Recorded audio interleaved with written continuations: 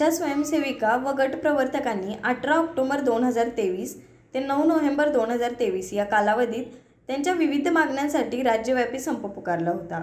या संपाच्या पार्श्वभूमीवर संप काळात मुख्यमंत्री, आरोग्यमंत्री, अपर मुख्य सचिव, आरोग्य आयुक्त यांनी वेळोवेळी बैठका घेऊन त्यांच्या मागण्या मान्य केल्या होत्या, परंतु अजूनही या मंजूर केलेल्या मानधनवाढीचा GR काढण्यात आलेला नाही। हा GR लवकरात लवकर काढण्यात यावा या मागणीसाठी आज जिल्हा परिषदेवर मोर्चा काढून कोल्हापूर जिल्हा आशा व गटप्रवर्तक युनियनच्या वतीने ठिय्या आंदोलन करण्यात आले। यावेळी बोलताना जिल्हा कमिटी मेंबर सुरेखा तिसंगेकर म्हणाल्या, सुरेखा पुरुषोत्तम तिसंगेकर आशा व गटप्रवर्तक संघटना CITU संलग्न जिल्हा कमिटी मेंबर आणि महाराष्ट्र राज्याची काउन्सिल मेंबर आहे। 18/10 ते 11 म्हणजे ऑक्टोबर ते सप्टेंबरमध्ये आम्ही 23 दिवस संप केला होता। त्या संप काळामध्ये आमच्या मागण्या अशा होत्या की आशा व गटप्रवर्तकांना सेवेत सामील करून घ्या।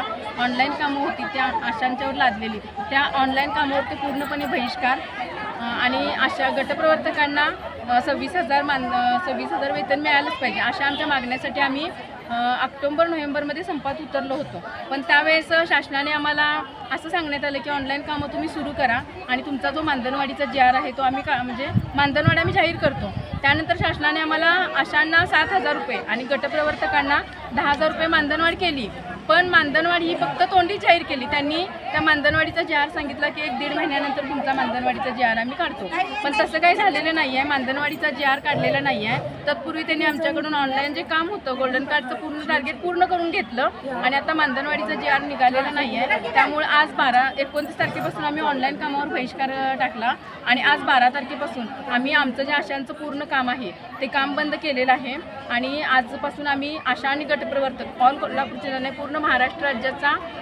राज्यातील आशा आणि गटप्रवर्तक ह्या संपात उतरतोय आणि आम्ही आता बुधवारपासून पालकमंत्र्यांच्या घरावरती आमचं ठिय्या आंदोलन असणार आहे। जोपर्यंत आमचा GR निघत नाही तोपर्यंत आम्ही पालकमंत्र्यांच्या दारातून आम्ही हलणार नाही आहे, असं आमचं हे पुढचं म्हणजे काय धोरण आहे ते असणार आहे। आमच्या मागण्या मान्य झाल्या नाही तर पालकमंत्र्यांच्या घरासमोर ठिय्या आंदोलन करू असा इशाराही संघटनेच्या वतीने देण्यात आलाय।